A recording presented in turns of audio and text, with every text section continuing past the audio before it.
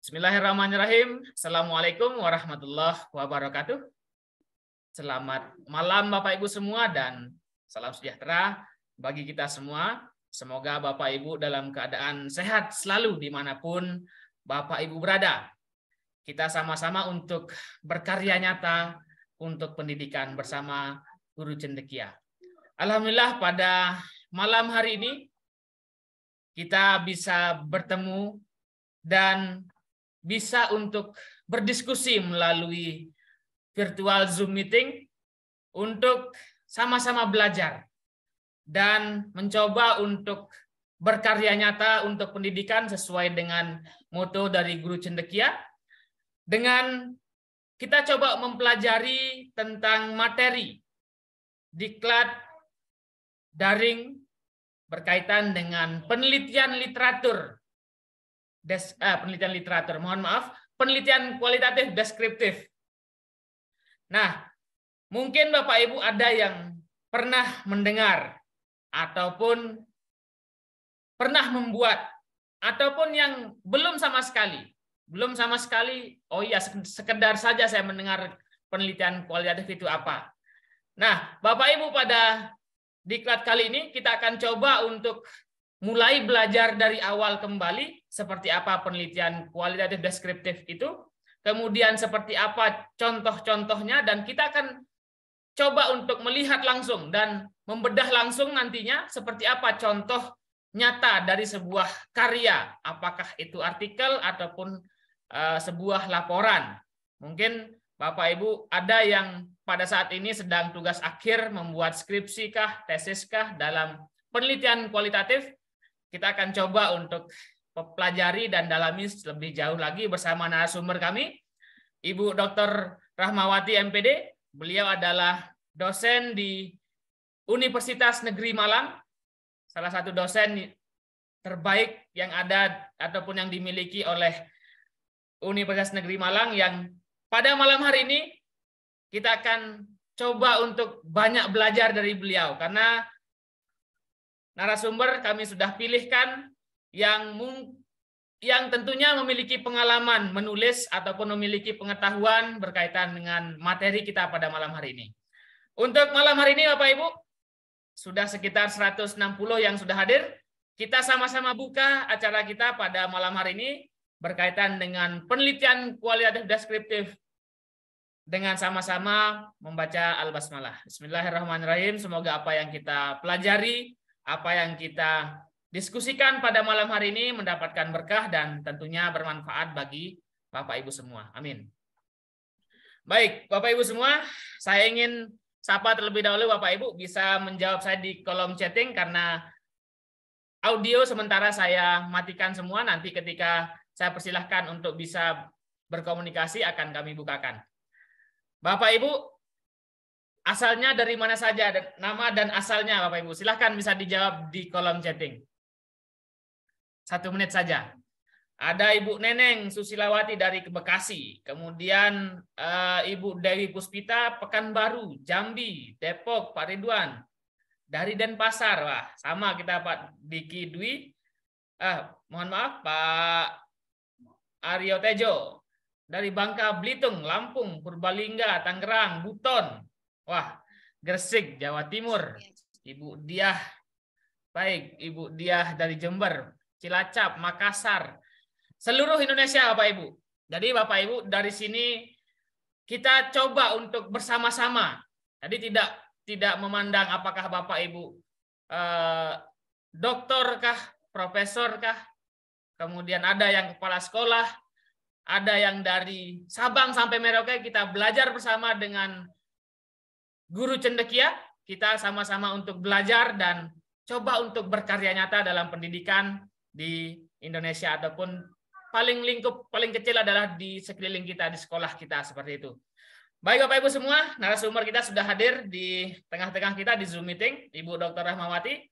Beliau akan coba untuk berbagi ataupun sharing kepada kita semua berkaitan dengan seperti apa penelitian kualitatif deskriptif. Untuk hari pertama Bapak Ibu, kita akan coba untuk mempelajari terlebih dahulu konsepnya seperti apa. Mungkin ada Bapak Ibu yang masih belum mengetahui seperti apa penelitian kualitatif itu. kita akan mulai terlebih dahulu dari konsep, dari tujuannya, dari bagaimana model penelitian kualitatif deskriptif tersebut. Itu yang akan kita coba untuk bahas pada malam pertama ataupun pertemuan pertama. Dan di pertemuan kedua besok kita akan coba untuk bedah langsung contoh-contoh, apakah itu artikel ataupun laporan penelitian kualitatif. Untuk di Guru Cendekia Bapak Ibu, mungkin di kegiatan lain, di seminar, webinar yang lain Bapak Ibu repot dengan presensi. Di Guru Cendekia Bapak Ibu tidak perlu mengkhawatirkan terkait dengan presensi dan lain-lain. Materi, rekaman, semua terkait dengan administratif, kami akan bagikan semuanya. Contoh pun nanti akan kami bagikan di WA Group. Jadi silakan Bapak Ibu yang sudah masuk di WA Group, silahkan dipantengin terus. WA Group-nya akan kami informasikan semua administratif dari contoh, rekaman, materi, dan semua secara lengkap. Jadi Bapak Ibu tidak perlu khawatir terkait dengan administratif. Silahkan Bapak Ibu fokus dalam belajar, dan nantinya Bapak Ibu mengetahui dan bisa mengembangkan pengetahuan Bapak Ibu, dan syukur-syukur alhamdulillah Bapak Ibu bisa berkarya. Kepada Ibu Dr. Rahmawati, MPD, waktu dan jaringan saya persilahkan. Iya, terima kasih Pak Ardi. Apakah suara saya terdengar? Oke, sudah oke, Bu. Oke, terima kasih. Selamat malam. Assalamualaikum warahmatullahi wabarakatuh.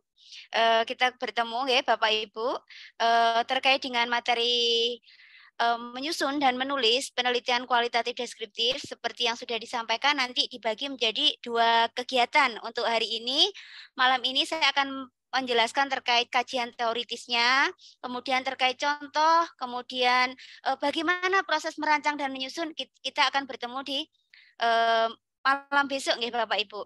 Nah, mohon izinkan saya untuk share materi pada malam hari ini. Nah, apakah sudah tampil di layar Bapak Ibu semua? Oke, sudah Ibu. Oke, baiklah.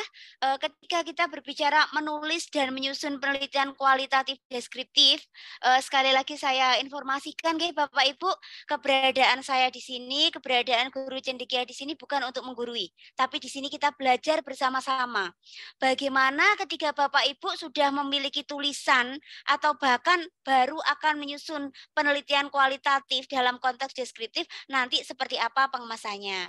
Nah, Bapak Ibu, ketika kita memahami terkait dengan penelitian kualitatif, di mana secara filosofis ini penelitian itu dibedakan menjadi 2 hal penting, yaitu kuantitatif yang berupa angka-angka dan juga kualitatif. Nah, pada hari ini, malam hari ini dan besok kita akan banyak berbicara tentang penelitian kualitatif.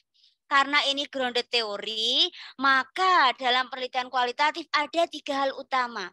Yang pertama memiliki keunikan, yang kedua dilakukan secara mendalam, dan yang ketiga menghasilkan novelty, temuan baru, seperti itu. Nah, ada beberapa jenis dalam penelitian kualitatif, ada eksplanatori, sejarah, eksploratori, etnografi, fenomenologi, studi kasus, multisitus, simbolik, dan juga deskriptif. Jadi malam hari ini saya akan lebih banyak menjelaskan yang deskriptif. Pasti Bapak Ibu sudah sangat memahami, deskriptif itu lebih terkait menceritakan, menarasikan, bagaimana ketika ada suatu masalah, ingin saya teliti, ingin saya kaji, dan itu saya deskripsikan. Apakah sekedar bercerita atau ada langkah-langkahnya? Nah, pada malam hari ini saya akan lebih banyak menjelaskan terkait hal itu. Jadi, kualitatif deskriptif ini adalah suatu penelitian yang berusaha mendeskripsikan suatu gejala, peristiwa, atau kejadian yang terjadi pada saat sekarang yang dihadapi, di mana peneliti berusaha untuk memotret peristiwa tersebut, memotret kejadian tersebut untuk menjadi pusat perhatian, dan kemudian digambarkan sebagaimana adanya. Nah, contohnya sekarang banyak sekali ketika ada suatu fenomena, ada kejadian, itu biasanya yang cenderung dikaji itu yang viral. Nah, di situ Bapak Ibu juga bisa melakukan proses penelitian di sana. Ada 3 ciri utama dalam penelitian kualitatif deskriptif. Yang pertama yaitu spesifik, jadi mendalam. Kalau sekedar berita-berita viral tapi nggak mendalam, itu belum bisa dikatakan penelitian. Tapi hanya sekadar wacana, sekedar argumen, sekedar opini. Tetapi ketika kita berbicara penelitian, itu senantiasa harus spesifik. Sumbernya dari mana, kejadiannya pukul berapa, lokasinya di mana, melibatkan siapa saja, kronologisnya seperti apa. Nah, itu spesifik. Yang kedua, transparan. Artinya apa? Ketika Bapak Ibu melakukan suatu penelitian atau menyusun sesuatu hal yang bersifat kualitatif deskriptif, tentunya transparan. Apa yang ditanyakan peneliti kepada sumber atau informan itu benar-benar ada datanya. Ada rancangan pertanyaannya. Meskipun nanti pertanyaannya itu misalkan satu pertanyaan bisa nanti untuk diperdalam seperti itu misalkan. Bagaimana pendapat Bapak Ibu terkait dengan IKM, implementasi kurikulum merdeka? Mungkin beberapa akan menjawab, oh bagus, oh rumit misalkan. Nah, dari jawaban bagus dan rumit, ini nanti bisa di breakdown, bisa ditanyakan rumitnya di bagian apa, bagusnya karena faktor apa. Nah, itu ada transparansi. Dan yang ketiga, yang menjadi salah satu karakteristik dalam penelitian kualitatif deskriptif adalah mendalam, kedalamannya. Nah, dari ketiga hal ini semuanya itu harus ada keunikan. Bisa keunikan masalahnya atau topik yang dikaji, bisa keunikan lokasinya, bisa keunikan kejadiannya, bisa keunikan karena ini melibatkan banyak hal, banyak segi, banyak pemangku kepentingan, Bu Rara misalkan. Nah, di situ harus ada keunikannya. Nah, tujuannya apa ketika Bapak Ibu memilih menggunakan pendekatan kualitatif deskriptif? Ada 4. Yang pertama, mengidentifikasi masalah-masalah utama yang ada, yang nampak. Ketika kita berbicara masalah, itu adalah adanya kesenjangan. Kesenjangan antara apa? Harapan dan kondisi nyata. Harapan saya kurikulum yang baru ini lebih mudah bagi guru-guru dan siswa. Harapannya. Tapi faktanya ternyata kurikulum merdeka yang dari P3 jadi P5 ini rumit sekali. Nah, antara harapan dan kenyataan karena ini tidak sejalan, tidak sesuai, di situ ada gap. Ada sebagian yang merasa sudah bagus, ada sebagian yang merasa rumit. Nah, disitulah nanti Bapak Ibu bisa merumuskan, menarik benang merah masalah yang akan dikaji. Misalkan implementasi kurikulum merdeka dalam peningkatan kualitas pendidikan. Nah, tentunya dari setiap Bapak Ibu guru, dari setiap lokasi satuan pendidikannya tentunya memiliki perbedaan hasil nanti. Ada yang hasilnya sudah bagus, Bu. Ada yang hasilnya masih middle, setengah-setengah, Bu. Ada yang hasilnya masih belum sama sekali. Nah, itu salah satu untuk mengidentifikasi masalah. Yang kedua, mengetahui karakteristik dari data. Jadi ketika kita berbicara penelitian, Bapak Ibu, itu semuanya harus bersumber dari data. Apa data? Data merupakan suatu informasi di mana ada buktinya secara otentik. Itu namanya data. Kalau pengertian kualitatif deskriptif malam ini berarti kan itu berupa data. Yang menyampaikan datanya siapa? Sebagai sumbernya saya hari ini. Nah, itu juga termasuk data. Saya telah mengikuti kegiatan webinar misalkan terkait dengan menyusun penelitian kualitatif deskriptif dengan narasumber Ibu Rara misalkan, di mana anggotanya terdiri dari sekian jumlah peserta. Nah, itu merupakan data. Selanjutnya, data tersebut diolah dan disajikan secara naratif, secara deskriptif. Ketika berbicara naratif atau deskriptif, bisa berupa argumen yang diperkuat dengan datanya. Jadi argumennya kuat, bukan sekedar opini saja, bukan sekedar persepsi. Nah, dari hal tersebut tujuannya yaitu untuk menganalisis kasus atau masalah dengan menggunakan konsep teoritis yang relevan dari unit atau disiplin keilmuan. Dan menjawab 5W1H. Jadi apa, di mana, kapan, oleh siapa, dan juga bagaimana. Nah, dari hal tersebut ada 6 level nggih Bapak Ibu. Ngapunten, ada 7 level nggih. Yang pertama, apakah sekedar menggambarkan fenomena secara kualitatif? Jadi hanya melihat, oh sekarang yang lagi rame ini, kasus yang viral ini, antara terjadinya ketidakpercayaan, misalkan ketidakpercayaan aparatur sipil terhadap aparat pemerintahan. Itu apakah sekedar fenomena saja, hanya sekedar memotret tingkat ketidakpercayaan, atau ada lagi?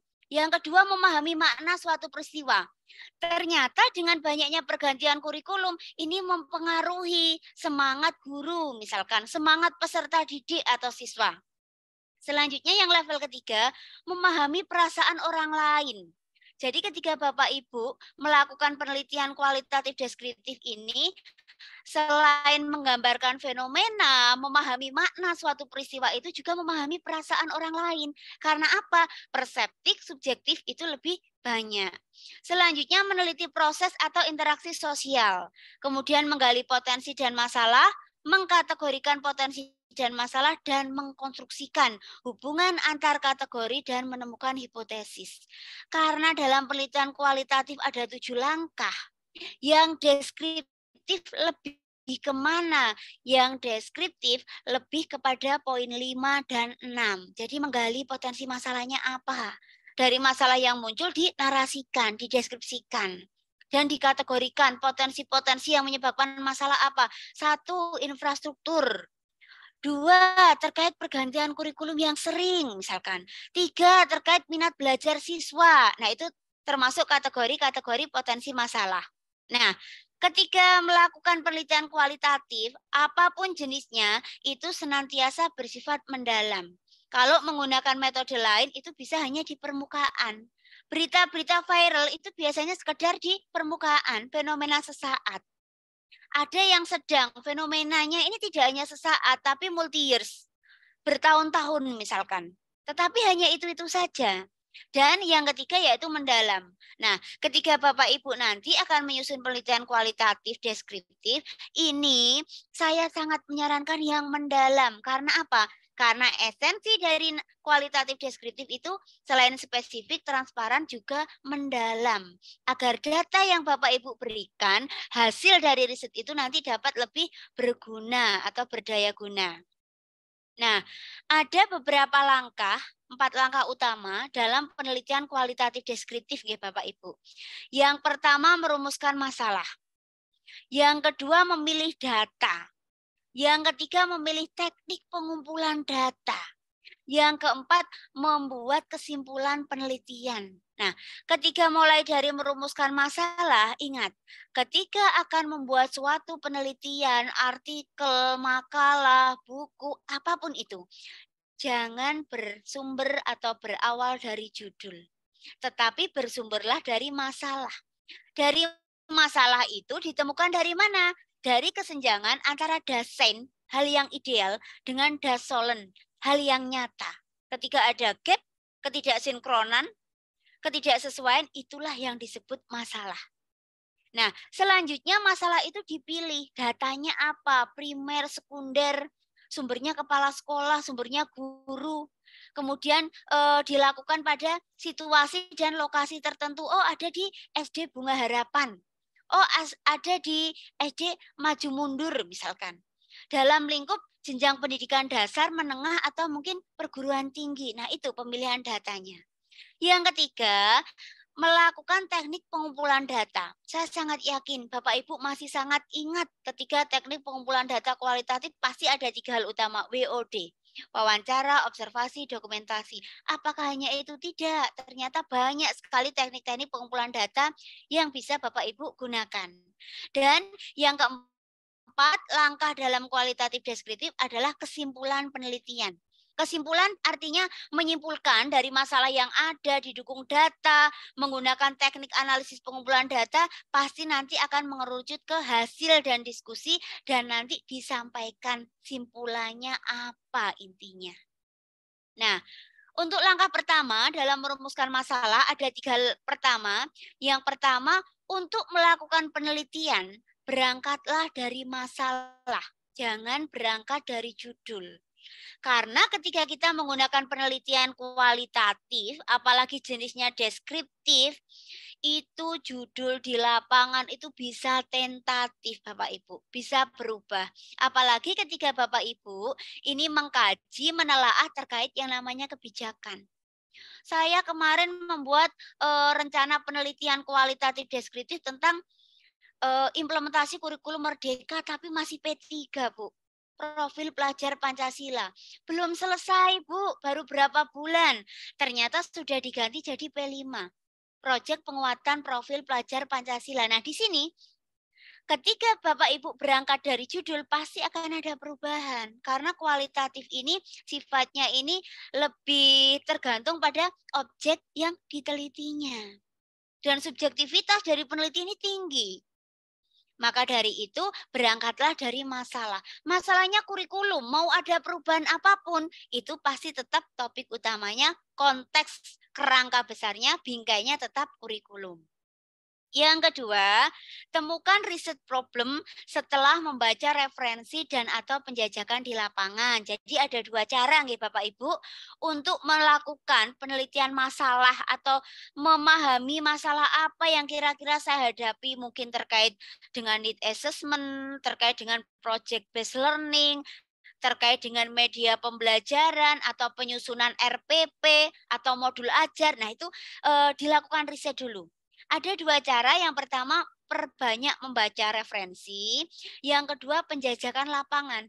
Karena saya mengalami ini Bu Rara, jadi yang saya tulis adalah ini. Apakah diperkenankan? Apakah itu boleh? Boleh. Sangat diperkenankan dan diperbolehkan. Jadi ada dua cara, bisa berbasis studi literasi atau literatur, membaca referensi yang ada, atau penjajakan lapangan. Mana Bu yang lebih baik? Bu Dokter Rara? Dua-duanya. Bisa dipelankan sedikit karena banyak yang komentar terlalu cepat. Baik. Oke. Yang ketiga, terkait dengan masalah dalam penelitian kualitatif, yaitu harus unik dan menarik. Nah, ketika Bapak Ibu akan melakukan atau akan merumuskan suatu masalah dalam penelitian kualitatif, ini yang pertama harus unik dan menarik. Bu, menariknya, uniknya dari segi siapa? Apakah dari segi saya sebagai peneliti, ataukah dari lokasinya, ataukah dari masalah yang akan diangkat? Nah, ini boleh Bapak Ibu memilih salah satunya.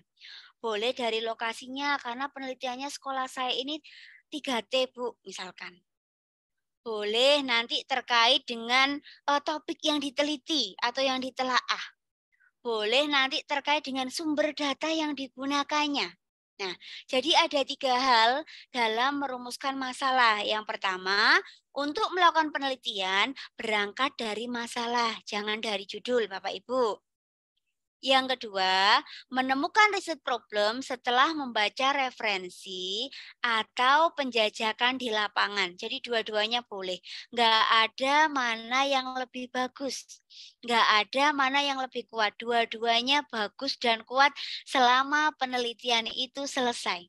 Karena penelitian yang baik adalah penelitian yang selesai. Yang ketiga, masalah dalam penelitian kualitatif ini harus unik dan menarik, baik ditinjau dari kita sebagai penelitinya, lokasinya, atau data-data yang akan Bapak Ibu gunakan. Itu terkait dengan langkah yang pertama, yaitu merumuskan masalah. Selanjutnya, bagaimana ketika kita ini akan merumuskan masalah?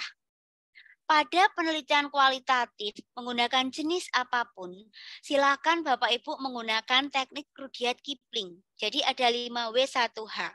What? Apa masalahnya? Yang kedua, why? Mengapa mengangkat masalah itu? Harus ada alasannya. Jadi ketika Bapak Ibu misalkan mengangkat terkait kurikulum merdeka. Oh, masalah what-nya ini kurikulum merdeka. Why, mengapa? Karena bagi saya kurikulum merdeka itu ribet, Bu Rara. Karena bagi saya kurikulum merdeka itu rumit.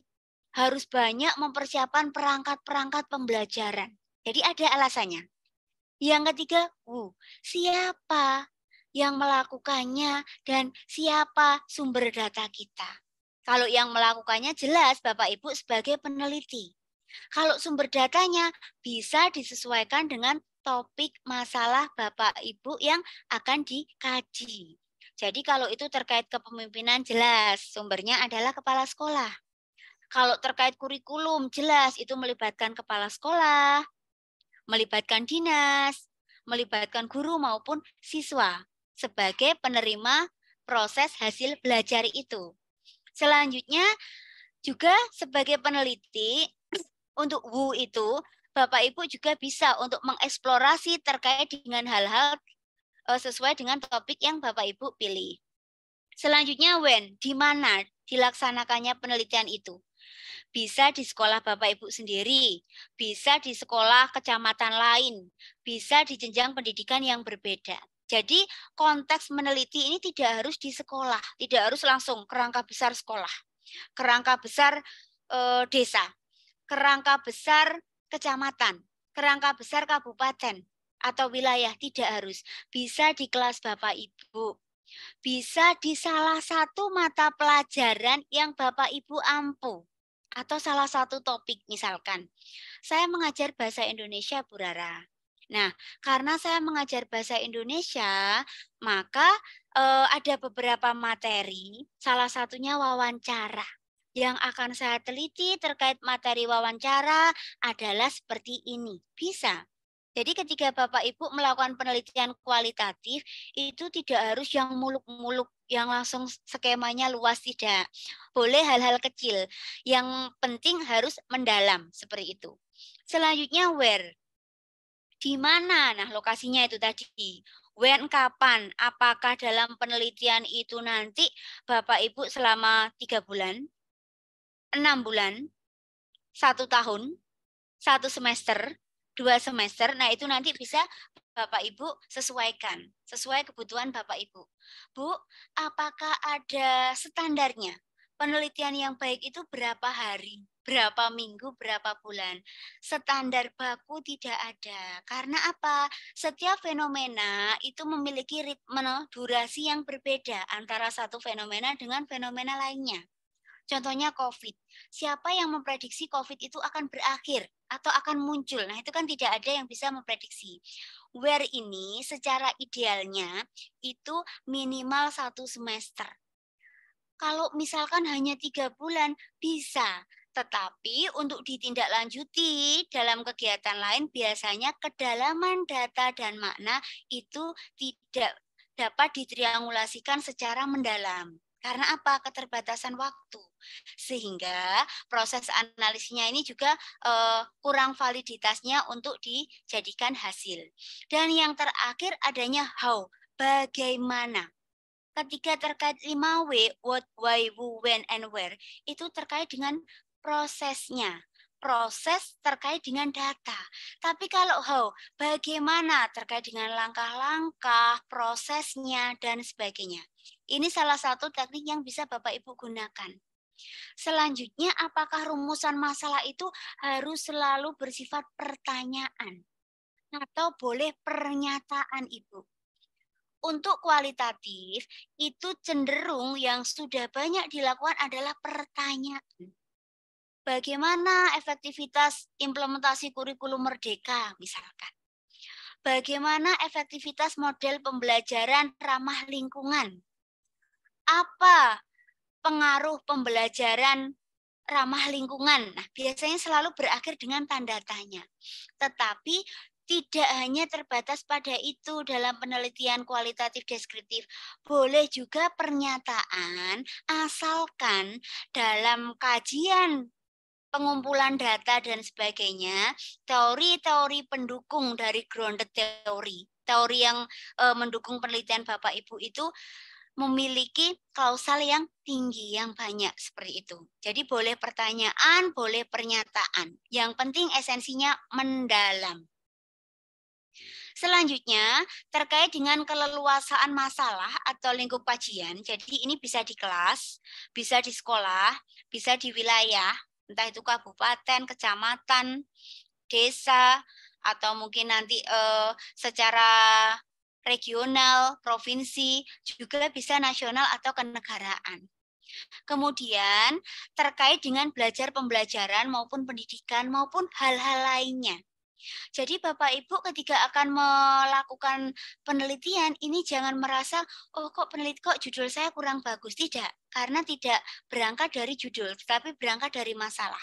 Nah, di kelas aja ini saya yakin banyak sekali problem-problem riset, masalah-masalah yang bisa dirumuskan. Satu, minat belajar siswa misalkan. Yang kedua, terkait dengan model belajar yang digunakan. Mungkin ada yang think and share, FGD, pengelompokan kecil, pengelompokan besar, dan sebagainya. Kemudian bisa terkait dengan penumbuhan semangat belajar. Bisa terkait dengan ketersediaan sarana dan prasarana. Kemudian bisa terkait dengan hasil belajar peserta didik atau hasil belajar siswa. Atau bisa juga terkait dengan materi penyusunan modul ajar. Jadi banyak sekali Bapak Ibu masalah-masalah ketika itu bisa Bapak Ibu temukan di kelas Bapak Ibu. Cuma kadang kita itu berpikirnya kalau kajian penelitian pasti itu yang masalah besar. Masalah yang nanti untuk khalayak secara luas, tidak harus seperti itu. Masalah kecil tidak apa-apa, asalkan nanti prosesnya mendalam. Dibanding masalahnya besar tetapi tidak mendalam, itu belum bisa dikategorikan masuk dalam penelitian kualitatif deskriptif.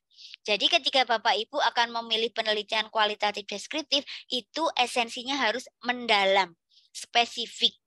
Masalah kecil yang muncul di materi misalkan, atau muncul di model pembelajaran, atau muncul di media pembelajaran yang digunakan boleh untuk digunakan. Nah, selanjutnya untuk membuat atau merangkum suatu rumusan masalah yang baik itu seperti apa? Nah, ada beberapa hal, 4 hal utama yang sudah saya kelompokkan. Yang pertama, masalah dirumuskan dalam bentuk kalimat tanya. Ini yang wajib untuk kualitatif. Tapi tidak menutup kemungkinan juga boleh dirumuskan dalam bentuk kalimat pernyataan. Asal apa? Asal didukung dengan kajian teori yang relevan. Karena kalau pertanyaan kan kita ingin mengetahui lebih. Tetapi kalau pertanyaan sebenarnya sudah ada jawaban, tapi kita ingin menelaahnya. Benar nggak sih seperti itu? Selanjutnya, jawaban hanya dapat diperoleh secara ilmiah. Jadi bukan berdasar asumsi, tapi harus ada data. Data inilah yang mendukung perolehan jawaban yang ilmiah. Nah, selanjutnya yang ketiga, dituliskan secara jelas dan padat. Jadi rumusan masalah itu tidak yang panjang gitu, tidak. Tetapi singkat, padat, jelas. Misalkan, bagaimana model pembelajaran project based learning? Atau bagaimana implementasi kurikulum merdeka di SD Cinta Kasih Bunda? Jadi hal-hal yang bersifat singkat dan padat, langsung ke sasarannya. Tidak harus misalkan membuat rumusan masalah. Mengapa kurikulum Merdeka Belajar memberikan efek yang kurang baik bagi beberapa guru di daerah-daerah terpencil? Tidak sepanjang itu, tetapi singkat, padat, dan jelas. Dan yang keempat, tidak bertentangan dengan hukum. Artinya apa? Ketika Bapak Ibu akan membuat rumusan masalah, tentunya harus disesuaikan dengan topiknya. Bukan mencari-cari kesalahan, tapi memang sesuai dengan masalah yang dihadapinya. Karena penelitian itu kan sebenarnya dari masalah yang ada. Diteliti, ditelaah untuk mencari apa? Mencari solusinya. Solusi untuk mengatasi masalah itu. Maka tidak diperkenankan bertentangan dengan hukum yang ada. Selanjutnya Bapak Ibu memilih data. Jadi tadi kan ada 4 Yang pertama merumuskan masalah, yang kedua ini memilih data. Kalau sudah dirumuskan masalahnya, kemudian bagaimana Bu cara memilih datanya? Karena ini kualitatif deskriptif, karena deskriptif itu sebenarnya ada 2 pendekatan, ada kualitatif, ada kuantitatif. Kalau kualitatif, data tidak disajikan dalam bentuk angka atau bilangan, tetapi berupa diksi, berupa huruf, berupa kata-kata, rangkaian kata, kalimat. Nah, Tentunya karena data ini tidak bentuk angka atau bilangan, tentunya data yang digunakan ini adalah studi-studi dokumen-dokumen yang ada. Nah, dilakukan juga observasi dengan melibatkan sumber informannya siapa. Nah, selanjutnya dilakukan wawancara untuk menggali data tersebut. Nah, jadi ada 3 hal utama itu WOD, wawancara, observasi, dokumentasi terkait dengan data kualitatif. Dari hal tersebut, data itu diverbalkan. Dari ucapan, dari dokumen yang ada di sekolah misalkan, data jumlah siswa, data kurikulum, data terkait dengan RPP, modul ajar, itu disebut data. Nah, dari bentuk huruf atau rangkaian kata-kata dan diksi, kemudian dari data yang berupa verbal dari informannya, kemudian disajikan dalam bentuk narasi. Dapat berupa opini, tingkat kepuasan maupun pendapat. Nah, di sini opini, tingkat kepuasan dan pendapat ini yang membedakan apa? Nah, kalau opini itu pendapat kita yang sudah ditunjang dengan data, entah itu data verbal, entah itu data dokumen. Jadi ada penguatnya. Tingkat kepuasan berarti dari data yang sudah kita peroleh, kemudian di-share lagi, kemudian dibagikan lagi kepada informan atau kepada orang lain untuk mengetahui bagaimana tingkat kepuasannya. Bagus enggak sih? Jadi seperti triangulasi, memerlukan pertimbangan, keyakinan. Dan yang ketiga pendapat. Pendapat ini yang biasanya lebih bersifat subjektivitasnya tinggi. Karena penelitian kualitatif subjektivitasnya tinggi, maka dalam memilih data deskriptif itu harus didasarkan pada data. Di mana data itu tidak hanya dari satu segi teknik pengumpulan, wawancara saja misalkan, tetapi juga ditunjang dengan observasi maupun dokumentasi. Nah, itu terkait dengan cara memilih data. Jadi ada 3 hal utama ini. Selanjutnya, ketika kita akan mengumpulkan data, kalau tadi sudah saya jelaskan ada wawancara antara yang meneliti dengan yang diteliti. Misalkan kepemimpinan jelas, saya sebagai guru, narasumber pertama atau informan saya pertama adalah kepala sekolah. Karena beliau yang secara langsung melaksanakan proses dan pola kepemimpinan. Selanjutnya ada observasi. Ada dokumentasi. Dokumentasi ini studi literatur. Jadi tidak harus dokumen sudah ada. Mencari dokumen itu juga termasuk studi literasi. Selanjutnya, untuk lebih nanti menguatkan hasil dari data yang dikumpulkan, bisa nanti di FGD-kan atau focus group discussion.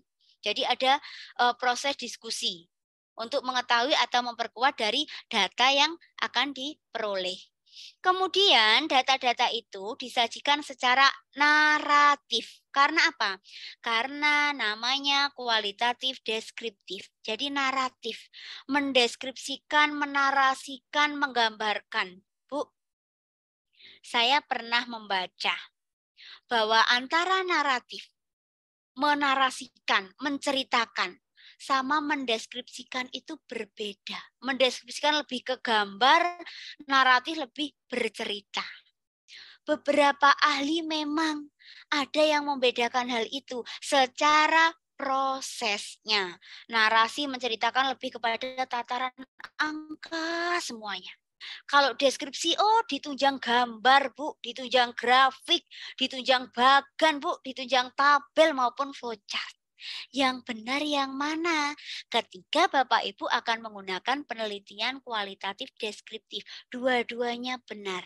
Karena apa? Dalam naratif juga menggambarkan deskriptif, dalam deskriptif juga menggambarkan naratif. Di mana kalau naratif lebih ke mengkisahkan, menceritakan berupa kata-kata semuanya.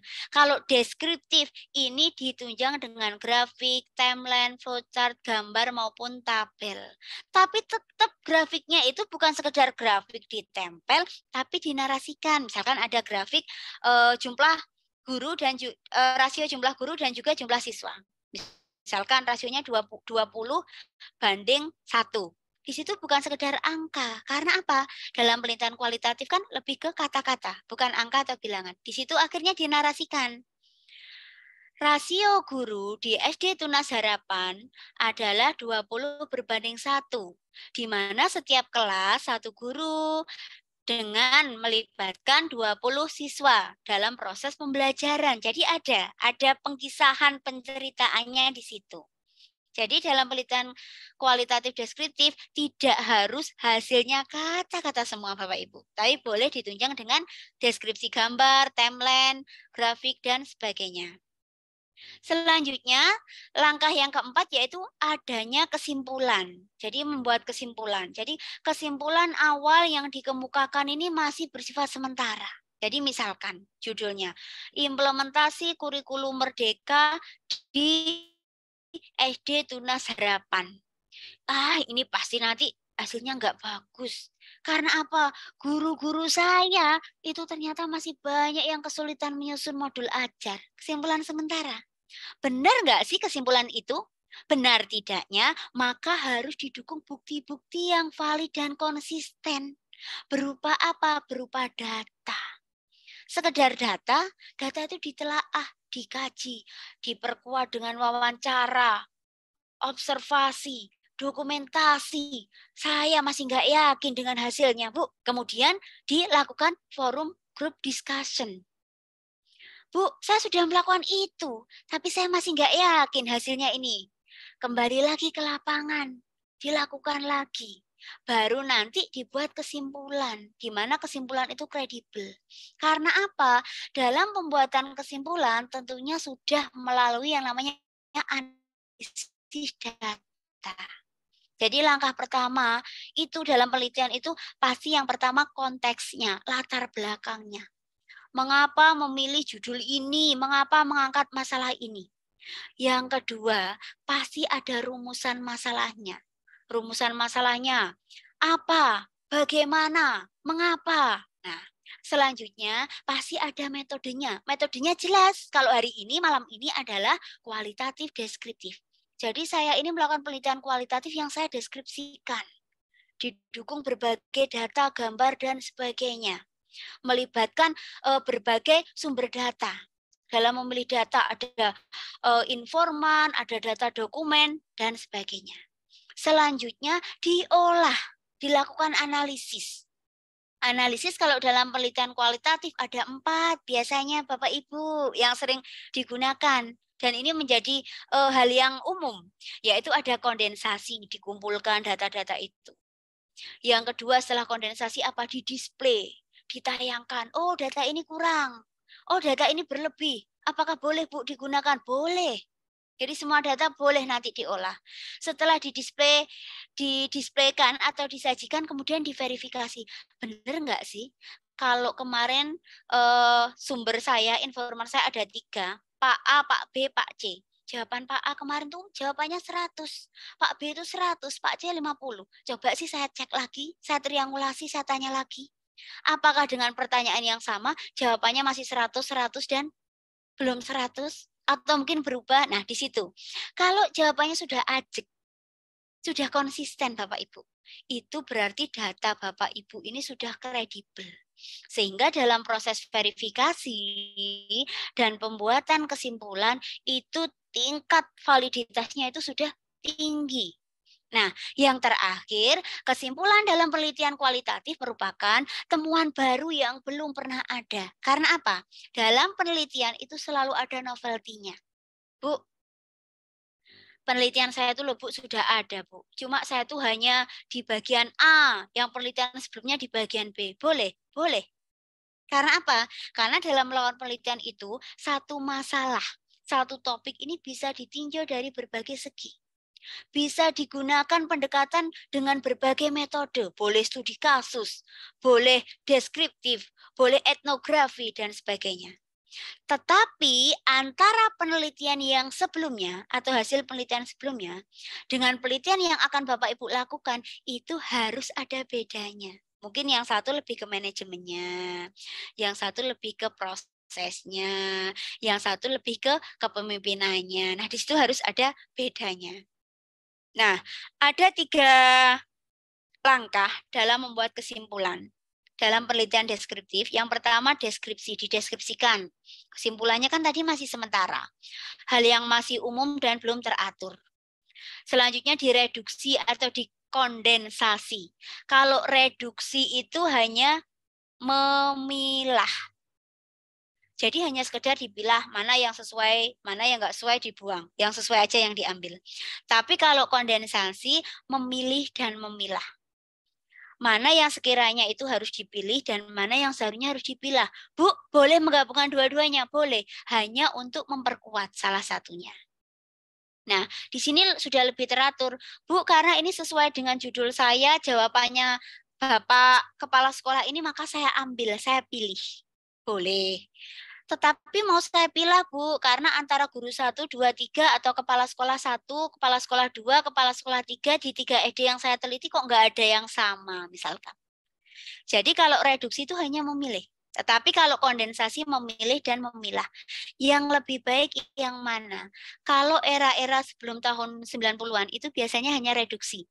Jadi ini yang sering digunakan ya menurut teorinya Miles and Haberman dan juga Saldana yang di buku terbaru tahun 2014 kemarin itu, reduksi yang sebelumnya hanya memilih itu sudah diganti menjadi kondensasi. Diendapkan dulu mana yang nanti sekiranya bisa digunakan datanya.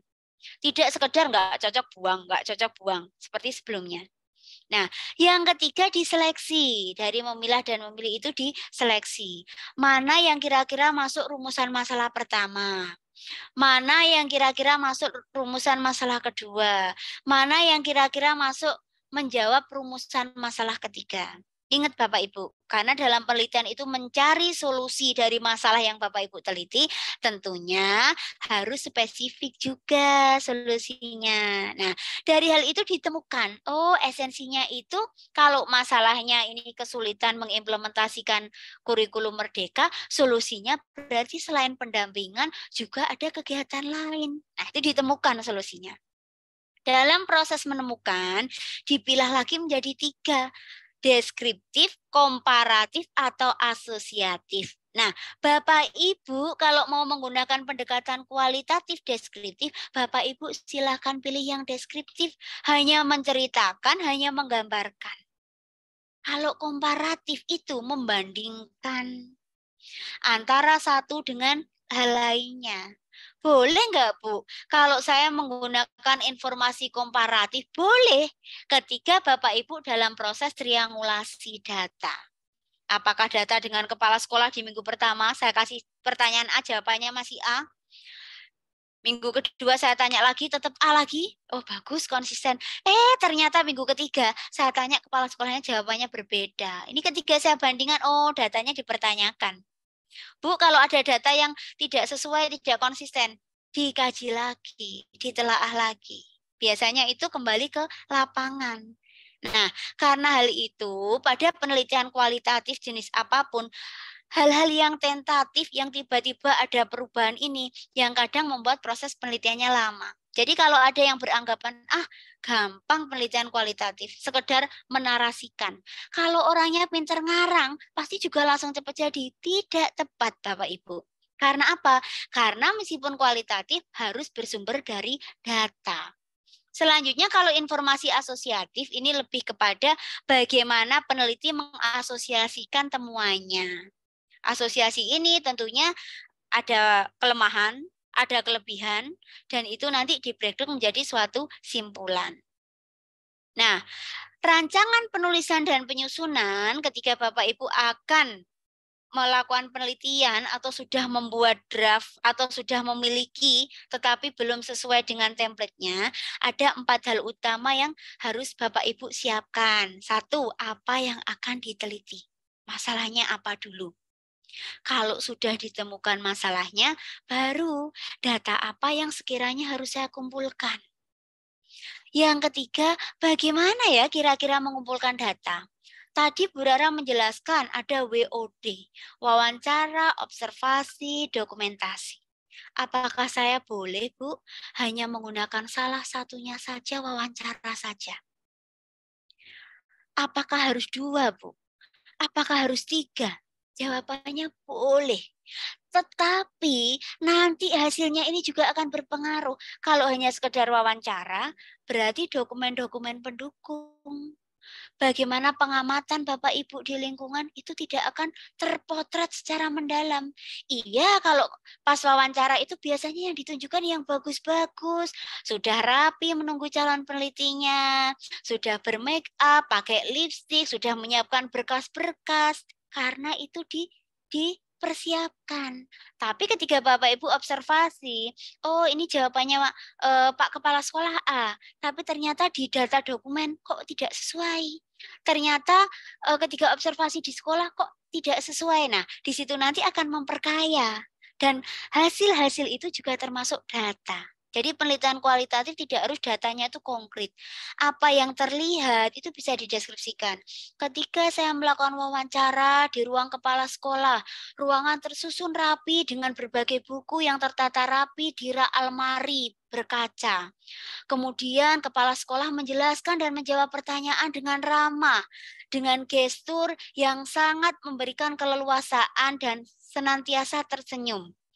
Kemudian dalam memberikan jawaban, kepala sekolah juga memberikan jawabannya berdasarkan data dengan memberikan saya dokumen penunjang. Nah, hal-hal seperti itu tuh bisa dikisahkan, bisa dinarasikan dalam penelitian deskriptif. Jadi tidak sekedar janjian dengan kepala sekolah yang akan diwawancara, jam 9, topiknya A, jawabannya diberikan selesai tidak. Tapi bagaimana penerimaannya, gesturnya, prosesnya berjalan lancar tidak. Oh ternyata dalam wawancara di tengah-tengah saya ditinggal karena kepala sekolah ada telepon mendadak dari dinas. Boleh itu dinarasikan. Nah, yang keempat, bagaimana menganalisis hasilnya nanti. Karena ini penelitian deskriptif, tentunya analisis hasilnya itu lebih banyak tingkat subjektivitas dari peneliti. Caranya seperti yang sudah saya jelaskan tadi, dari data yang terkumpul, disajikan, ditulis, pokoknya tulis aja dulu. Bapak Ibu jangan takut salah, jangan takut ini sesuai enggak dengan teori yang sudah diberikan Bu Rara, tidak. Tulis aja dulu. Kalau sudah ditulis, selesai misalkan, dibaca lagi. Oh datanya seperti ini, baiklah akan saya analisis, akan saya tambah dengan grafik-grafik. Kemudian saya narasikan gambar-gambar ini, grafik-grafik ini, foto-foto ini. Kalau sudah, kemudian saya verifikasi lagi. Saya tanyakan lagi, benar nggak sih Pak yang sudah saya tulis ini? Wahai Bapak Informan, wahai Ibu Informan misalkan. Kalau sudah sesuai dalam proses analisis datanya, maka bisa dibuat suatu kesimpulannya. Nah, langkah-langkah mungkin bisa langsung dicontoh. Contohnya saja, Bu. Ya. Karena berhubung waktu kasih tinggal 5 menit lagi, Bu. Silakan. Ya. Nah, langkah-langkah yang pertama untuk judul penelitian ini dirumuskan secara jelas, mengandung fokus, kemudian dirumuskan dalam bentuk frase tidak lebih dari 20 kata. Jadi judul yang ideal itu antara 1 sampai 15, itu ideal. Tapi kalau lebih dari 15 biasanya nggak masalah ketika itu terkait dengan lokasi penelitian misalkan. Tetapi kalau 20 lebih saya sarankan tidak nih Bapak Ibu. Jika terlalu panjang pecah menjadi ibu dan anak judul misalkan implementasi kurikulum Merdeka Belajar ;2. Kesenjangan antara kurikulum sebelumnya dengan kurikulum baru. Nah, itu boleh. Kemudian konteks penelitian, latar belakang ya, permasalahannya jelas, kesenjangannya seperti apa, ditulis, dirangkum, kemudian wawasan peneliti, kemudian diperkuat dengan rujukan. Nah, fokus atau rumusan masalah ini dibatasi oleh fokus. Jadi kalau fokusnya 4 tujuannya ya 4, pokoknya 5 tujuannya ya 5. Kemudian masalah bisa bersumber dari pengalaman atau pengamatan atau pengetahuan dari studi literatur. Kemudian rumusan masalah sifatnya tentatif, bisa berubah sesuai keadaan. Dan yang keempat, masalah lebih menekankan pada proses. Nah, ini saya beri contoh. Pertama, implementasi model pembelajaran Project Based Learning dalam mewujudkan implementasi kurikulum Merdeka di SD Bunga Harapan. Ini bunga nggih Bapak Ibu, N-nya hilang nggih. Kemudian persepsi guru tentang pelayanan arah peminatan peserta didik. Analisa peran orang tua dalam peningkatan minat belajar siswa. Saya beri contoh yang pertama nggih untuk membuat rumusan masalahnya. Karena ini implementasi model Project Based Learning dalam mewujudkan IKM di SD Bunga Harapan, fokus penelitiannya atau rumusan masalahnya, apa itu PJBL? Apa itu? project-based learning. Apa itu implementasi kurikulum merdeka? Itu dari what itu tadi. Kemudian lebih ke proses. Bagaimana implementasinya? Bagaimana strateginya? Bagaimana proses, alur, prosedur, siklus? Bagaimana hasil capaiannya? Apa faktor penghambatnya? Solusi mengatasinya apa? Apa faktor pendukungnya? Dan bagaimana memberdayakan faktor pendukung? Nah, ini secara besar, tapi kalau Bapak Ibu misalkan lebih ke model project based learning-nya aja boleh, atau topik-topik yang lain yang sudah Bapak Ibu alami ketika proses pembelajaran di kelas. Nah, itu terkait dengan beberapa contoh terkait dengan bagaimana nanti Bapak Ibu ini akan menyusun atau akan menelaah masalah, kemudian membuatnya dalam sebuah judul dan dirumuskan dalam rumusan masalah. Nah, materi hari ini contoh-contoh yang bisa saya berikan. Untuk yang sistematikanya seperti apa, ini besok akan saya bahas lebih lanjut ya Bapak Ibu. Ya. Jadi untuk malam hari ini materinya sampai dengan contoh judul dan rumusan masalah. Terima kasih, saya kembalikan kepada Pak Ardi, monggo. Baik, terima kasih Ibu Dr. Rahmawati yang sudah semangat sekali ini menjelaskan kita berkaitan dengan penelitian kualitatif deskriptif. Mudah-mudahan Bapak Ibu dengan menyimaknya tadi, Bapak Ibu lebih meningkatkan lagi ataupun lebih bisa mengetahui lagi seperti apa penelitian kualitatif deskriptif. Seperti yang disebutkan tadi oleh Ibu narasumber, penelitian deskriptif kualitatif itu Bapak Ibu yang tertarik gitu ya. Jadi penelitian yang berusaha mendeskripsikan jadi gejala, peristiwa, kemudian seperti apa. Nah, Bapak Ibu selaku peneliti itu berusaha untuk memotret gitu ya, ataupun memberikan sebuah gambaran seperti apa keadaan sebenarnya dengan melakukan penyelidikan dan memberikan deskripsi seperti apa yang Bapak Ibu amati dan dengarkan serta Bapak Ibu alami. Baik Bapak Ibu, untuk kegiatan kita pada malam hari ini kita masih ada sekitar 20-an menit untuk bisa berdiskusi. Bapak Ibu yang memiliki pertanyaan secara langsung dan ingin berinteraksi secara langsung kepada narasumber, silahkan bisa raise hand di Zoom meeting dan saya buka kembali untuk pertanyaan. Bisa Bapak Ibu tulis juga di kolom chatting, saya sudah membukanya. Dan seperti biasa Bapak Ibu, saya infokan kembali, Bapak Ibu tidak perlu khawatir berkaitan dengan administratif. Seperti presensi, Bapak Ibu menyebutkan hadir di kolom chat, karena kalau Bapak Ibu fokus dengan presensi, mungkin narasumber tadi terlalu cepat, karena Bapak Ibu fokus untuk mencari presensi. Tapi kalau Bapak Ibu menyimak, insya Allah Bapak Ibu bisa menangkap dari apa yang disampaikan oleh narasumber. Baik, saya persilakan yang pertama. Bapak Ibu yang sudah raise hand bisa juga mengaktifkan videonya agar saya bisa melihat juga kesiapan dari Bapak Ibu untuk bertanya. Baik, saya persilakan kepada Ibu Ninyoman Wati. Silakan Ibu bisa menghidupkan mic-nya. Ninyoman Wati Eskar MSN. Bisa di unmute di mic HP-nya Ibu.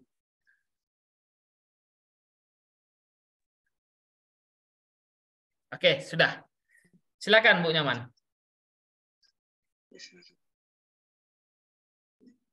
Bisa langsung bersuara Bu Nyoman? Halo? Masih.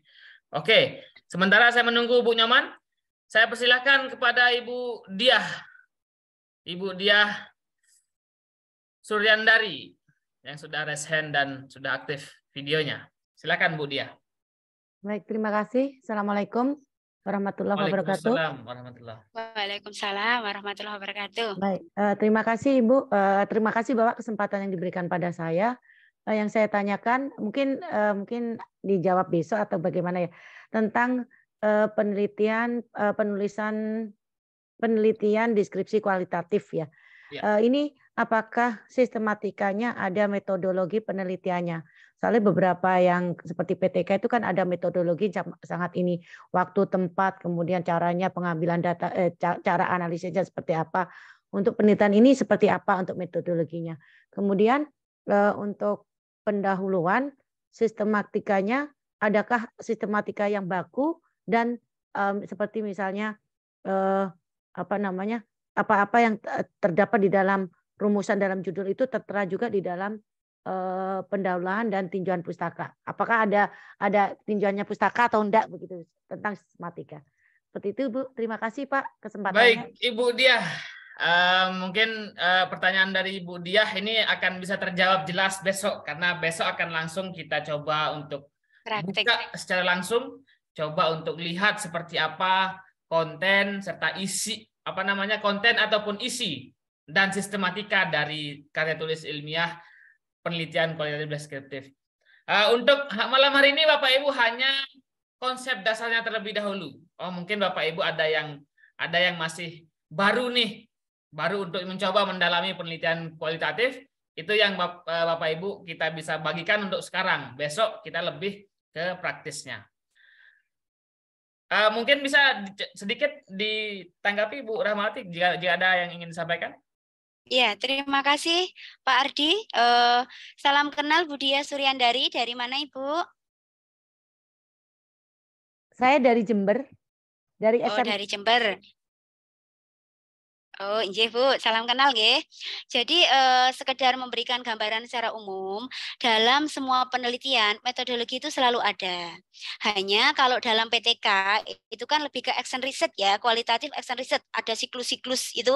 Ada berapa kali siklus. Nah, kalau dalam kualitatif deskriptif itu nanti masuk ke metode penelitian, di mana itu nanti ada yang namanya rancangan penelitian.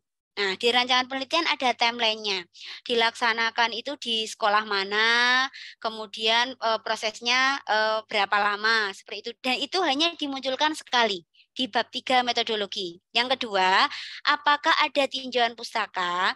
Secara umum dalam penelitian kualitatif selalu ada tinjauan pustaka. Karena apa? Karena penelitian kualitatif ini kan menemukan teori baru. Jadi dari masalah yang muncul, dari tinjauan pustaka yang ada, kemudian benar nggak sih? Nah, tentunya akan ada perbaikan-perbaikan atau perubahan-perubahan atau justru temuan-temuan terkait dengan teori-teori pendukung di tinjauan pustaka. Nah, untuk esensi sistematika besok akan saya share dan juga akan saya berikan contoh konkretnya itu seperti apa.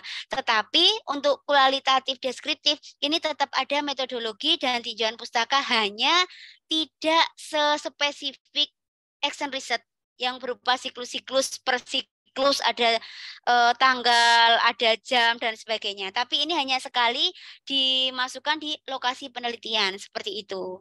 Jadi itu nggih untuk Bu Diah Suryandari, semangat untuk berproses penelitiannya. Baik, terima kasih Ibu Rara, dan besok akan kita lebih bahas lebih jauh dan konkret di contoh-contohnya. Baik, saya persilakan Bapak Muhammad Komaruz. Saya belum lihat Komaruzzaman. Silakan Bapak Muhammad, bisa mengaktifkan mic-nya. Oke, silakan Bapak. Selamat malam, Ibu narasumber. Ya, selamat malam Bapak. Saya sangat tertarik sekali Bu dengan penelitian kualitatif ini. Tadi Ibu sudah menyampaikan beberapa judul yang untuk penelitian kualitatif. Saya ingin tanyakan, apakah dalam satu judul penelitian kualitatif itu hanya bisa mempunyai satu variabel? Artinya dia mempunyai variabel bebas saja tanpa ada variabel terikat lain. Demikian Bu, terima kasih. Baik, terima kasih Pak Muhammad Komaruzzaman. Ya silakan Bu Rara, bisa langsung ditanggapi. Oke, terima kasih Pak Ardi. Salam kenal nggih Pak Komaruzzaman. Dari mana Bapak? Dari Banjarmasin Bu. Dari Banjarmasin, ya. Luar biasa pertanyaannya tadi, apakah dalam satu judul penelitian kualitatif hanya boleh satu variabel? Jadi jawabannya tidak. Boleh ada dan, boleh ada sebagai. Jadi misalkan gini, implementasi penjaminan mutu dan Misalkan implementasi penjaminan mutu dan peningkatan kompetensi pengelola atau unit penjamin mutu dalam mewujudkan apa, itu boleh. Jadi tidak terbatas satu variabel. Hanya bedanya dalam penelitian kualitatif itu hindari kata pada, kata pengaruh, kata dampak. Karena apa? Pengaruh pada dampak itu masuk ke ranahnya kuantitatif karena ada benchmark pengukurannya. Jadi judulnya boleh lebih dari satu variabel, boleh itu terikat, boleh itu bebas. Misalkan kalau terikat, implementasi kurikulum merdeka titik 2. Transisi P3 ke P5 terkait dengan modul ajar yang dikembangkan. Nah, itu kan ada beberapa variabel. Ada kurikulum merdeka, bingkai besarnya, kemudian ada P3, P5, kemudian ada modul ajar. Nah, itu boleh. Hanya hindari kata pada, pengaruh, maupun dampak. Nanti dalam proses penelitian kualitatif, implikasi, dampak, pengaruh, itu biasanya sudah muncul di kesimpulan hasil dari olah data tersebut. Seperti itu Bapak. Jadi boleh nanti menggunakan 2 variabel, boleh terikat, boleh bebas, atau 3 variabel juga boleh. Hanya hindari kata-kata pada, dampak, pengaruh. Karena apa? Kalau 3 kata itu digunakan, itu lebih merepresentasikan kuantitatif karena ada bench pengukuran. Bagaimana tingkat pengaruh? Tingkat pengaruh itu kalau diceritakan saja, nggak didukung dengan bilangan, jelas nggak mungkin. Selalu ada persentasenya. Seperti itu. Jadi itu jawaban dari saya Pak Kamaruzaman. Baik, terima kasih Ibu Rahmawati terkait dengan pertanyaan Bapak Kamaruzaman tadi berkaitan dengan variabel ataupun hal yang diteliti. Kualitatif itu sesungguhnya meminta kita untuk mendalami. Jadi sesuatu hal yang kecil pun ataupun hal yang sederhana pun yang kita ingin lihat itu cukup satu saja. Kalau saran saya, apalagi kita masih pemula, tetapi Bapak Ibu bisa mendalami. Misalkan kita melihat siswa kita pintar sekali gitu kan, ataupun yang rajin sekali gitu ya. Itu yang Bapak Ibu amati di kelas ataupun di sekolah.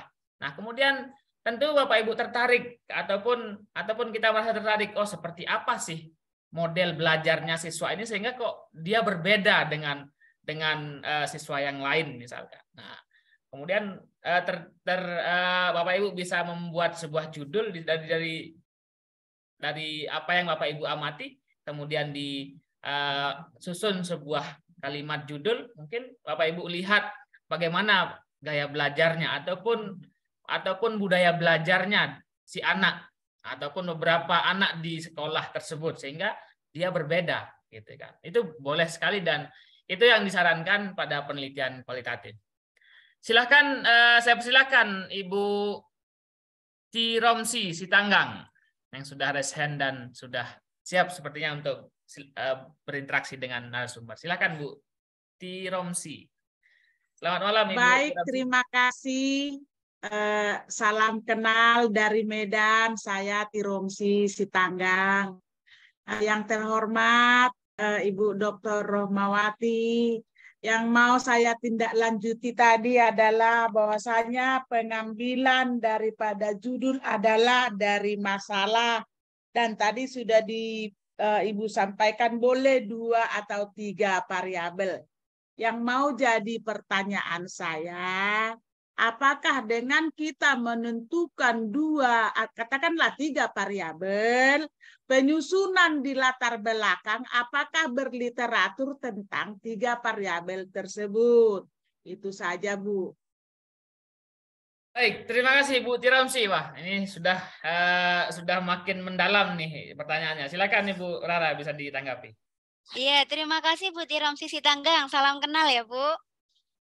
Nah, jadi untuk menjawab pertanyaan Ibu, ketika kita akan memilih judul atau kita akan menggunakan judul yang melibatkan 2-3 variabel atau hal yang akan kita teliti, nah itu tentunya di latar belakang atau konteks penelitian juga menjelaskan ketiga-tiganya.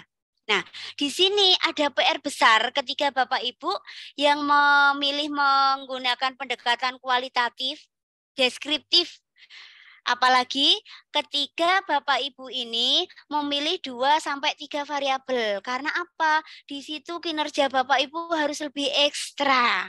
Karena apa? Karena dalam penelitian kualitatif harus spesifik, detail, dan mendalam. Tentunya dari jabaran judul, masalah yang sudah ditemukan, dirancang dalam bentuk judul, konteks atau latar belakangnya itu harus menggambarkan judul tersebut. Kalau variabelnya 3, tentunya di latar belakang juga harus 3. Kemudian ditindaklanjuti setelah latar belakang, rumusan masalahnya juga harus menggambarkan dari 3 variabel itu, di mana nanti salah satu fokus atau rumusan masalah terakhir harus mampu menggabungkan antara 3 variabel menjadi satu kesatuan yang utuh. Jadi contohnya tadi kan implementasi model pembelajaran project based learning. Itu satu. Penerapan model pembelajaran problem based learning. Yang kedua IKM, ada 2 variabelnya di situ. Gimana nanti dalam konteksnya bagaimana PJBL project based learning ini diterapkan untuk mendukung implementasi kurikulum merdeka. Nah, itu tentunya harus dijelaskan di konteks atau latar belakangnya. Dan rumusan masalahnya juga menggambarkan itu, apa project based learning, apa kurikulum merdeka, dan sebagainya. Jadi seperti itu nggih, Ibu Tiromsi. Jadi kalau mau 2 atau 3, itu harus tetap dijabarkan di latar belakang. Terima kasih, Ibu. Baik, terima kasih Ibu Rahmawati terkait dengan pertanyaan Bu Tiromsi tadi. Jadi ketika Bapak Ibu memilih penelitian kualitatif, seperti yang disampaikan oleh narasumber tadi, disarankan memang meskipun Bapak Ibu memilih 1 atau 2 hal yang Bapak Ibu teliti atau hal yang Bapak Ibu akan kaji dan dalami, silahkan bisa disesuaikan dengan kemampuan Bapak Ibu. Nah, dalam pengertian penelitian kualitatif yang Bapak Ibu akan mendeskripsikan secara mendalam dan menyeluruh dalam satu hal yang Bapak Ibu akan tulis ataupun teliti, jadi disesuaikan dengan kemampuan Bapak Ibu. Jangan sampai 2-3 hal yang Bapak Ibu teliti tapi nantinya Bapak Ibu akan kesulitan sendiri dalam menulis artikel ataupun laporannya. 1 tetapi mendalam dan lebih informatif ataupun lebih detail yang Bapak Ibu jelaskan itu lebih bagus daripada mungkin 2 atau 3 hal yang Bapak Ibu teliti tapi hanya luarnya saja, gitu ya. Itu yang ingin saya sampaikan kepada Bapak Ibu semua. Baik, silakan Ibu Asyati MPD yang sudah raise hand di Zoom meeting. Silakan Ibu Asyati. Ya, terima kasih. Assalamualaikum warahmatullahi wabarakatuh. Waalaikumsalam warahmatullahi wabarakatuh. Salam kenal Ibu narasumber dari Palu, Sulawesi Tengah. Terima kasih atas salam kenal Ibu. Ya, salam kenal. Baik, tadi di awal Ibu menyampaikan bahwa dalam menulis atau menyusun penelitian itu bukan berangkat dari masalah, tetapi berangkat dari judul. Nah, ini banyak yang saya temukan, Bu. Terbalik, Bu. Bukan dari judul, tetapi dari masalah. Baik. Iya, berangkat dari masalah. Berangkat dari masalah, bukan dari judul. Tetapi sekarang ini banyak yang saya temukan, banyak mahasiswa yang datang dengan saya konsultasi. Bukan konsultasi sih, mereka dari kampusnya itu dimintai 3 judul untuk diajukan ke dosen. Ketika dia sudah menyelesaikan studinya. Nah, sampai ke saya dia tanyakan, Bu, kira-kira ini judulku seperti apa? 3 ini judulku. Berarti itu artinya itu berangkat dari judul, bukan berangkat dari masalah. Jadi itu yang pertama. Kemudian yang berikut, ada saya temukan beberapa penelitian laporan itu di terakhirnya itu ada menggunakan daftar rujukan, ada menggunakan daftar pustaka. Jadi pertanyaan saya mungkin ada perbedaan atau itu menurut sesuai dengan gaya selingkung dari perguruan tinggi masing-masing, Bu ya. Ya, itu saja, Bu. Terima kasih. Baik, Ibu Asyati, terima kasih atas pertanyaannya dan menarik, Bapak Ibu. Pertanyaannya dari judul dan dari masalah. Memang beberapa miss mispersepsi mungkinnya ataupun miskonsep ketika kita apa judulnya gitu ya, mana judulnya gitu kan. Nah, itu mungkin silakan bisa ditanggapi oleh Ibu Rahmawati. Beliau dan juga adalah seorang dosen nih. Silakan Bu Rahmawati. Ya, terima kasih Pak Ardi dan juga terima kasih Bu Asyati, nggih, salam kenal. Jadi memang banyak sekali saya temukan juga awal-awal saat saya masuk menjadi dosen itu ketika mahasiswa konsultasi itu menunjukkan judulnya. Bu, ini judul saya. Itu saya beri pengertian secara pelan bahwa ketika Ananda ini hanya menyajikan judul, apalagi nanti metodenya menggunakan kualitatif, pasti nanti akan Anda temui kendala ketika di lapangan. Karena apa? Penelitian kualitatif ini tingkat tentativitasnya, tingkat perubahannya ini dinamis, cepat. Apalagi kalau meneliti tentang kebijakan.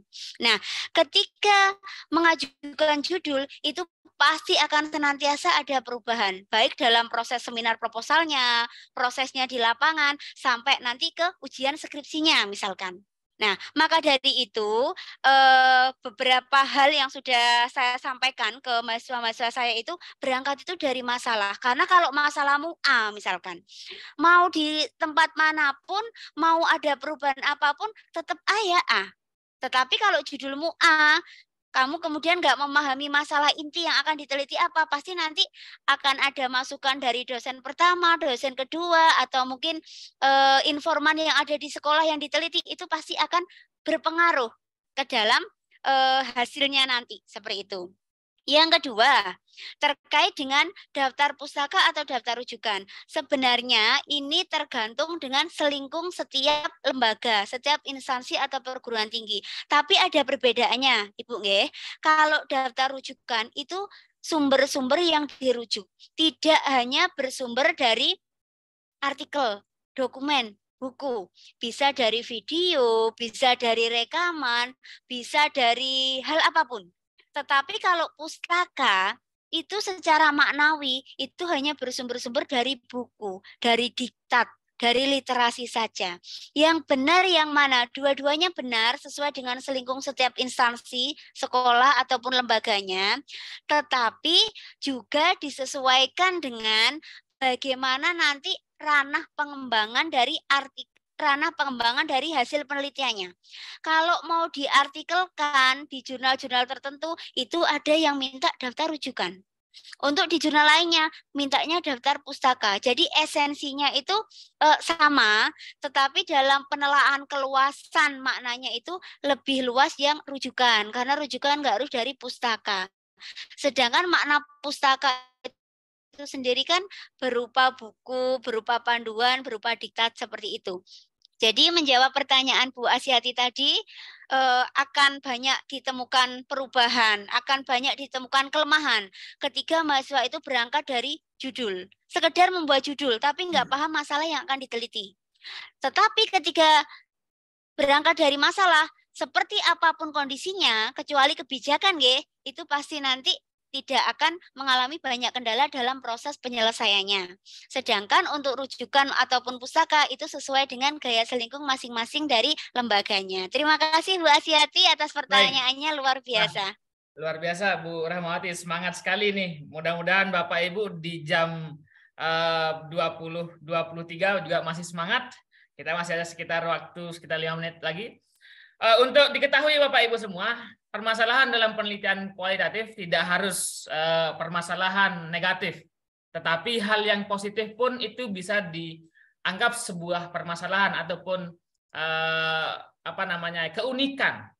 keunikan ataupun hal yang menarik Bapak Ibu amati di luar sana. Seperti yang saya gambarkan tadi, ada siswa kita ataupun sekolah kita yang bagus ataupun sekolah tetangga yang wah kok sekolah itu bagus ya, kok tidak seperti sekolah-sekolah yang biasa gitu.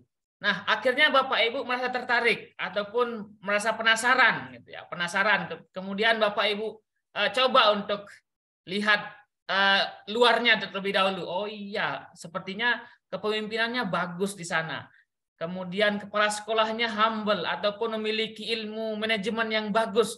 Nah, itu hal yang Bapak Ibu temukan awalnya. Itulah sebuah permasalahan yang positif, yang unik, yang menarik yang Bapak Ibu amati. Nah, berangkat dari sanalah Bapak Ibu, oh iya saya coba akan dalami seperti apa sih kepemimpinannya ataupun manajemen sekolahnya. Bapak Ibu sudah menemukan masalah, coba untuk merumuskan sebuah judul. Nah, itulah yang mungkin bagi saya pribadi lebih tepat daripada Bapak Ibu langsung menentukan judulnya apa gitu ya.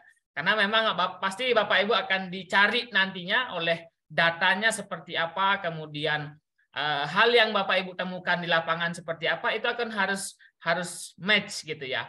Jadi silahkan Bapak Ibu untuk lebih mendalami, dan besok akan kita pelajari lebih lanjut berkaitan dengan contoh-contoh serta seperti apa karya ilmiah yang nyata dalam penelitian kualitatif deskriptif. Silakan, mungkin Bu Dr. Ara bisa coba untuk melihat di kolom chatting juga pertanyaan ini. Ini langsung saya jawab secara keseluruhan ya. Ya, yang pertama saya akan menjawab pertanyaan dari Ibu Iwayan Dharma ya, atau Bapak.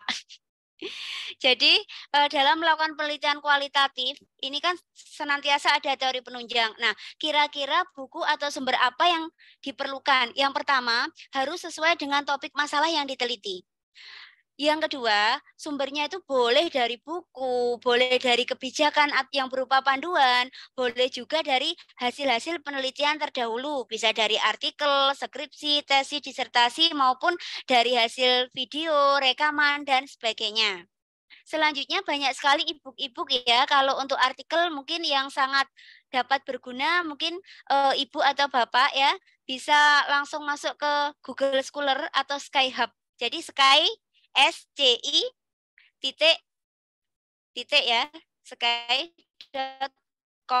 seperti itu. Nanti banyak artikel-artikel gratis yang bisa menunjang hasil-hasil riset sebelumnya yang dapat Bapak Ibu gunakan untuk acuan penunjang materi.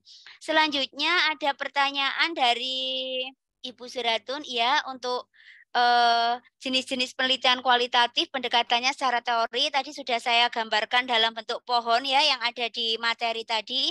Nah, untuk lebih spesifiknya mungkin nanti bisa langsung chat ke saya nggih Bu, karena ini banyak sekali jenis-jenisnya. Selanjutnya untuk Bu Sri Hapsari, untuk judul penelitian kualitatif boleh menggunakan kata pengaruh. Untuk pengaruh tidak Ibu, karena pengaruh pada dampak itu lebih ke kuantitatif karena berupa benchmark, pengukuran. Yang kedua, apakah instrumen yang bisa digunakan dalam penelitian kualitatif? Oh, instrumen pedoman wawancara boleh, pedoman observasi, pedoman dokumentasi itu boleh digunakan.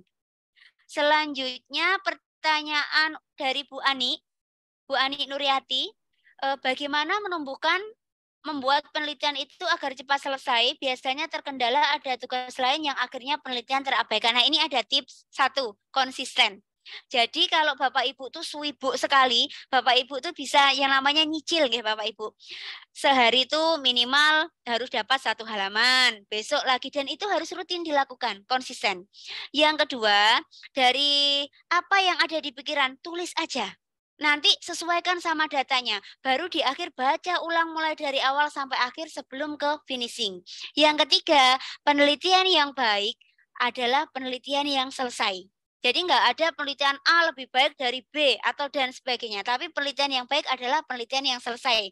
Jadi konsisten, kemudian terus bersemangat, dan apa yang ada di pikiran dieksplor, dikeluarkan, kemudian baru dilakukan finishing di akhir. Selanjutnya untuk pertanyaan dari tidak ada namanya iPad ya di sini. Apakah ada uji validasi instrumen dan data penelitian di kualitatif? Untuk uji validasi instrumen tidak, tetapi Bapak Ibu nanti dalam proses hasil olah penelitian dari kualitatif itu bisa menggunakan triangulasi data. Triangulasi ini bisa sumber, perpanjangan objek, bisa nanti triangulasi data dan sebagainya. Jadi seperti konfirmasi seperti itu nggih. Ya. Selanjutnya dari Pak Abdul Rahmat, mohon izin, boleh tidak penelitian kualitatif dikolaborasikan dengan kuanti? Boleh, tapi nanti namanya bukan kualitatif, bukan pula kuantitatif, tetapi namanya mixed method.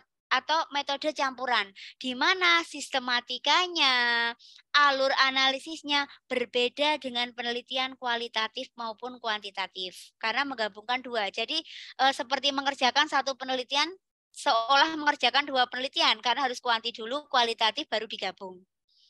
Selanjutnya pertanyaan dari Ibu atau Bapak dari SMPN 3 Cikalong Kulon. Izin bertanya, apakah dalam penelitian kualitatif deskriptif ini sama dengan menulis skripsi yang mana ada penelitian di dalam kelas? Jadi ada perbedaannya Ibu atau Bapak. Kalau kualitatif deskriptif sesuai dengan masalah yang diteliti.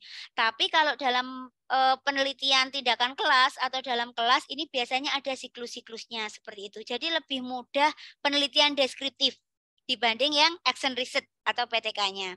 Tapi boleh Bapak Ibu menganalisisnya, mengambil masalahnya dari proses pembelajaran di kelas. Selanjutnya pertanyaannya dari Budia, apakah penelitian kualitatif harus ada hipotesa? Tidak, hipotesa hanya untuk kuantitatif. Tetapi nanti untuk menghasilkan teori baru, itu ada nanti hasil dari proses pembahasannya. Selanjutnya, baik, Ibu Dr. Rara, mungkin sudah. kita cukupkan pertanyaan yang ada di kolom chatting karena berhubung waktu, mohon maaf Bapak Ibu semua, dan tentunya dalam penelitian, sekali lagi penelitian jenis apapun, apakah penelitian kualitatif, kuantitatif, dan jenis penelitian yang lain, tentunya dikembalikan dengan minat ataupun ketertarikan Bapak Ibu dalam sebuah permasalahan yang Bapak Ibu akan lihat, yang Bapak Ibu akan kaji. Karena kalau Bapak Ibu dimulai dari keterpaksaan ataupun tidak tertarik, itu akan terhambat tentunya Bapak Ibu. Kalau Bapak Ibu sudah merasa tertarik, Bapak Ibu akan tidak peduli mungkin tugas Bapak Ibu banyak, apakah pekerjaan Bapak Ibu banyak. Karena kita sudah tertarik, kita pasti akan kejar. Nah, ketika Bapak Ibu merasa tertarik dulu dengan pasangan, nah pasti kita akan kejar terus dia. Karena dalam prinsip sebuah penelitian kita akan melihat sesuatu lebih jauh, itu awal mulanya adalah ketertarikan ataupun minat Bapak Ibu.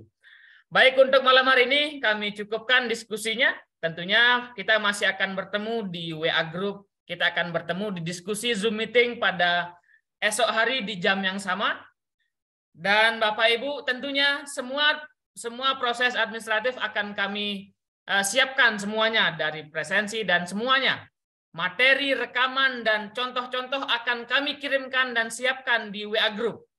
Jadi Bapak Ibu tidak perlu khawatir. Contoh kemudian rekaman akan kami berikan juga nantinya melalui WA Group, akan kami share maksimal besok pagi, dan Bapak Ibu cukup fokus.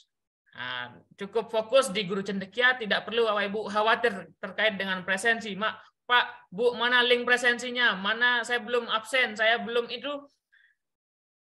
Ketika Bapak Ibu terlalu banyak berpikir administratif, makanya Bapak Ibu mungkin kita ataupun saya pribadi agak lupa dengan karyanya. Sesuai dengan tujuan kita di diklat ini, tentunya Bapak Ibu bisa lebih banyak belajar, kemudian syukur-syukur Bapak Ibu bisa mengaplikasikannya dalam sebuah tulisan penelitian kualitatif deskriptif. Untuk malam hari ini kita cukupkan Bapak Ibu, dan terima kasih saya ucapkan kepada Ibu narasumber, Ibu Dr. Rahmawati, yang sudah menyampaikan pada malam hari ini berkaitan dengan konsep dasarnya terlebih dahulu. Besok akan kita kupas kembali terkait dengan contoh-contoh artikelnya, contoh-contoh laporannya, dan Bapak Ibu kita akan bedah satu contoh penelitian kualitatif deskriptif. Dan terima kasih kepada Bapak Ibu semua yang sudah hadir di Zoom meeting pada diskusi pada malam hari ini. Semoga apa yang kita diskusikan, apa yang kita pelajari, mudah-mudahan Bapak Ibu mendapatkan berkah dan tentunya bermanfaat bagi Bapak Ibu semua. Amin. Dan saya ucapkan terima kasih, dan kita berjumpa di Zoom meeting besok malam di waktu yang sama di hari Sabtu. Dan saya tutup. Assalamualaikum warahmatullahi wabarakatuh. Salam dari Guru Cendekia. Kita berkarya nyata untuk pendidikan. Waalaikumsalam.